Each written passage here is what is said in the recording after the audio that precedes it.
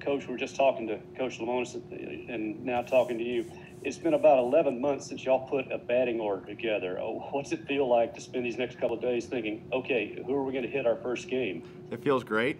It's been a long time. We've been waiting so long, and I know everybody, ended up dealing with the shutdown, but we didn't do well with not doing much for almost a year. But the boys are back, and just being on the field has been great.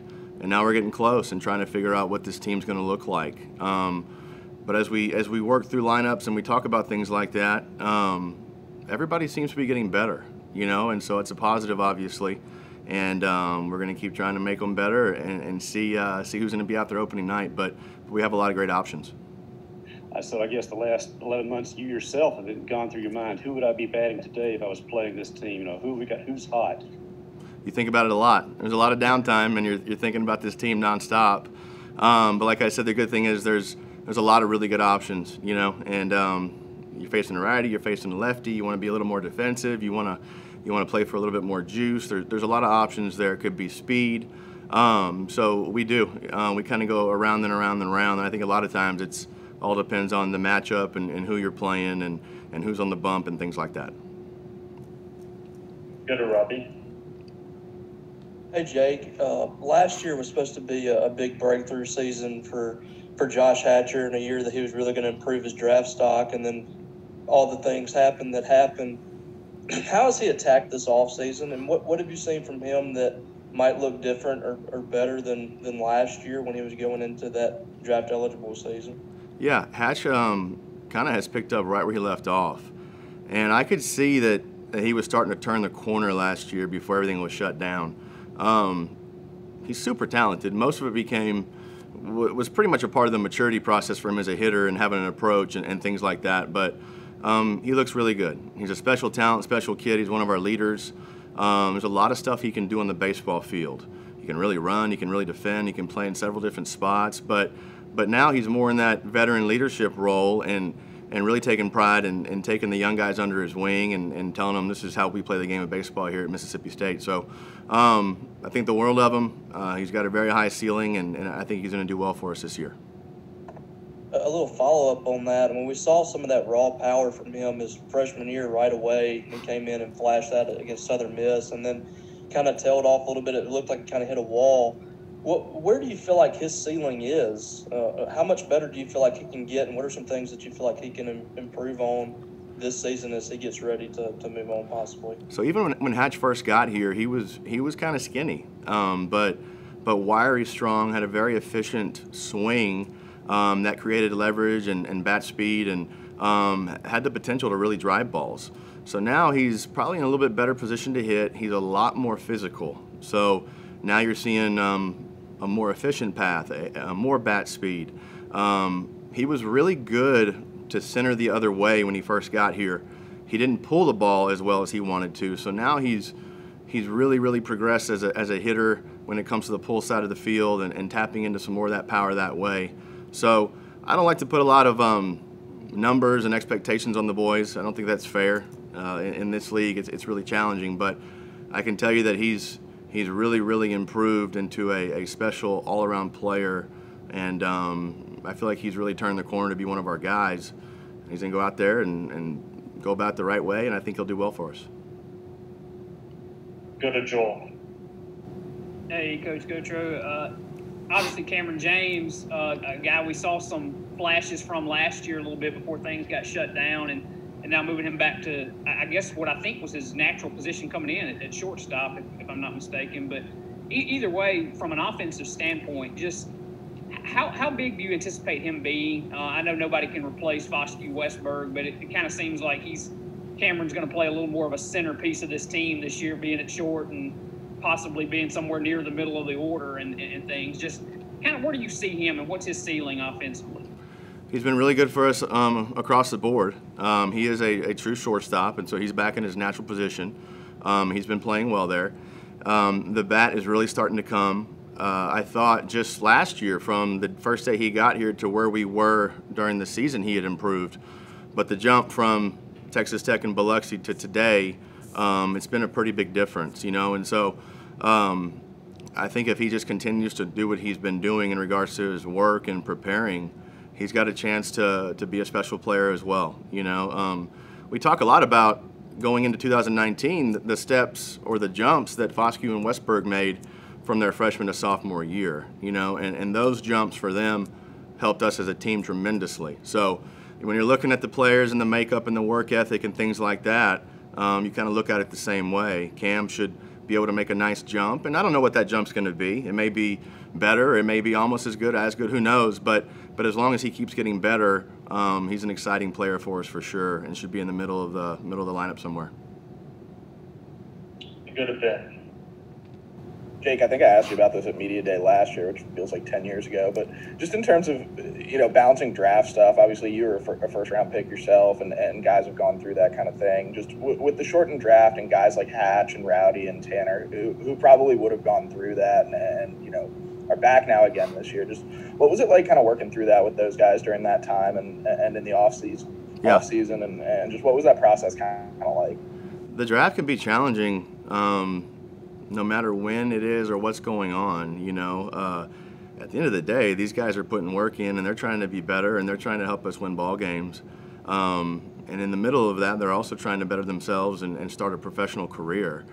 So going through it back in the day as a young kid, it can be very stressful, whether you think you may go really high or you think you're going to get taken decent, or maybe I don't get taken at all. There's all sorts of ways to look at this thing.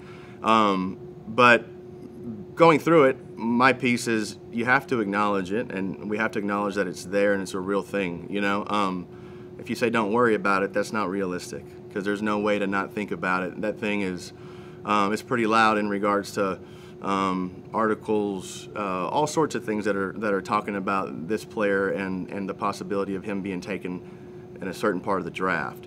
So they have to know. They know that I'm there for them. They know that we're going to acknowledge it and we're going to talk about it. And I like to acknowledge it and talk about it early and give them freedom to come to me if they need me. But for the most part, when we acknowledge it early, we kind of have a plan in place of how we're going to attack each and every day and not so much focus on the draft. If you focus on the draft, things can get sideways really quick. But if you focus on being the best you can be every day and helping your team win and enjoying your time in Mississippi State, usually the natural talent just takes over and you get taken well. But it's not easy. It's not easy at all. And as a coach, you have to be able to pick your spots to know when to get in there and talk to them about it, and just educate them on the whole process, if that makes any sense. Quick kind of aside, I know your boys had Darth Vader in Omaha a couple of years ago. Have they got anything planned now for this year yet? We're not there yet. We're not there yet. But they're excited to be back in the ballpark, that's for sure. It's a special piece of having them with me, knowing they're over my right shoulder every game, and all of it's pretty special as a dad here. So nothing yet. We'll see how this season goes and see what the run looks like late, and we'll figure out something then. Good, Robbie. On the same topic of the draft, Jake, from a recruiting standpoint, and you as a big time recruiter, there's been so many guys in the past that Mississippi State hasn't been able to get to school. When you look at guys like Corey Dickerson and Billy Hamilton, Austin Riley, you've been able to put a little bit of a dent in that, especially this year. I know it's different circumstances, but how have you seen the progress in getting some of that talent to come to campus over the last couple of years? Guys that would normally, go in the first 10 rounds deciding to come to school. Have you seen some progress in that regard? Yeah, and I wouldn't say there's any kind of a special formula or any kind of a plan in place. I think you have to be real with each player and their families. The fact that we have all been doing this a long time. Some of us went through it at a certain point. We can talk about life experiences, and all you're trying to do is be real and be honest and be there for the families when they're going through that piece. But everybody has their own certain way in which they get here. JT Ginn was obviously a very, very special player. He had his own route into why he showed, and he had his own reasons and his own wants. He really wanted to be here, and it worked out well for him. The young group we have on campus right now, their situation is a little bit different. It was a funky, unique year, to say the least. We all know why a lot of those guys didn't get their names called, but they're here, and so no matter how they get here, you just try to be there for them and be honest and educate them in the process. And sometimes life experiences, depending on playing career after college or working as an advisor, things like that. I think as long as the families trust you and know that you're really trying to give good, honest information, you paint the picture of the good and bad of both sides, you know.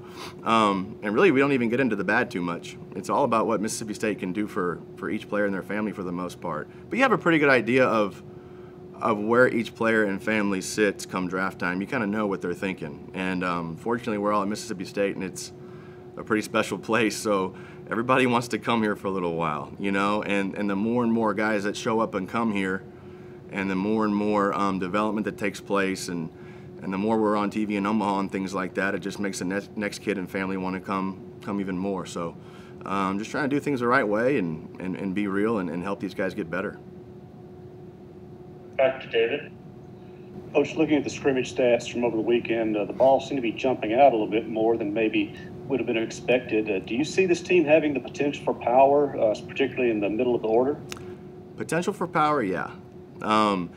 That question gets asked a lot, and this may sound crazy because I'm the hitting coach. The power piece, it doesn't consume me too much. You know, I think at the end of the year you'll look up and most people will probably say, oh, wow, that guy hit a few more than I thought, you know. But I think we can do it. I also know that if you try to do it or if you talk about it all the time, it doesn't work. A lot of our home runs, it's just a reaction. We have a good plan at the plate. We're looking for a certain pitch, and we put a good, nice, simple swing on it, and that's when the ball jumps. But my piece throughout this whole deal, the whole formula, the whole system is being a good offense, being a great offense, actually, being a great offense. And it's hits, it's doubles, it's runs scored, it's stealing bases, it's our two-strike fight, just grinding out starting pitchers and getting in the bullpen. And the more and more you do that, and the more at-bats you get, the more runs you score, the more times you get in the pen, I feel like at the end of the year, you end up looking back and being pretty satisfied with the offensive production. Some years you may have more home runs, but I try not to live there. I love them. I love the homers. I hope we hit a lot of them, but I'm not too worried about it. Also, looking at it, jumping right into it with a big challenge the first weekend, and a good team in Tulane coming in the next weekend. What's the balancing act between getting guys swings in real games to learn what they are before SEC season and just having to play your best to beat really good teams? Yeah. Well, the good thing is we're facing one of the better probably pitching staffs in the country here every day, our own guys, you know. And so you're seeing a real competition for the guy on the bump and the guy in the box. But it's good stuff. It's the stuff that we're going to see all year long. So in regards to finding enough at-bats, that can be tricky for each guy, right? You want to make sure everybody's getting the at-bats that they need to be ready. But in regards to the quality of competition that they're facing every day in our inner squads, it's what we're going to see during the year. So I feel good about that piece. Facing our best guys every day is only going to make us better. I don't care if we're having success or if there's failure. It's going to make us better in the end. And then opening day in Arlington against the Longhorns, I mean, you can look at your schedule all sorts of different ways, but the old coach speak, you want to be the best, you got to beat the best. So I like being challenged right out of the chute. You don't know how it's going to go, but you're going to go into every game and one game at a time and try to take care of business and play our ball game. But the lights haven't come on yet, and we haven't been on the field with this group yet, but I know we like our group. It's a talented group, but there's a lot more to it than that. You have to play as a team. You have to play clean baseball and play the Mississippi State way. But I think if we focus on that, and that's kind of the message all year, every year from Coach Lim, is we just focus on playing our game and going about it the way we go about it. We usually feel pretty good going into whoever it is we may be playing on that given day, you know? So Tulane, my alma mater, comes in week 2, so I'll be excited about that. Those guys are my friends, and they have a good team, so that'll be cool.